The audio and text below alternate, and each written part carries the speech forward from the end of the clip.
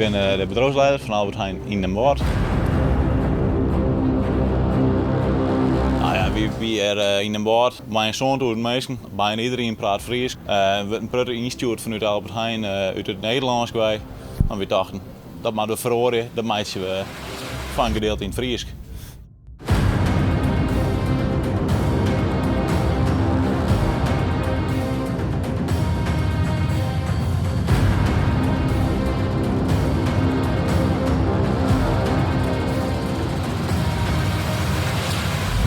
Deze botjes hebben we nog 12 weken in de winkel. En dan mag ik zeggen dat mijn reacties wel hartstikke positief. Want de meesten komen dan naar van, hey, wat leuk, je had het Frieske in de winkel. En ik wist niet eens dat een Friese, dat dit een Frieske verwarring was van dat Nederlandse woord. Bijvoorbeeld flauw bieten. Ja, ik wist het net, dat tussendoortjes flauw bieten winnen. Die meesten dus ook net. Nou, dat is dus schitterend. Nou, dat is mooi natuurlijk, hè? Ja.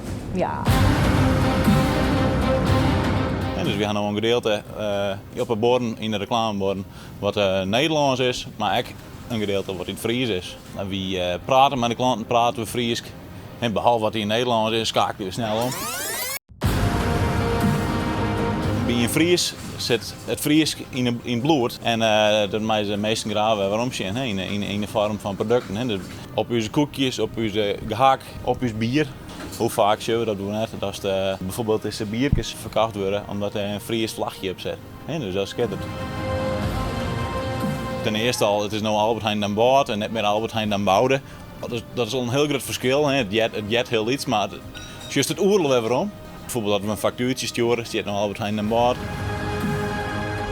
De koekjes komen van bakkerij Van Eck, de bakkerij hier verderop. Ze helpen wel weer verschillende ondernemers in de buurt om maximaal groter te worden. Het zou schitterend zijn dat we dit meer plakken waarom je het Frieske.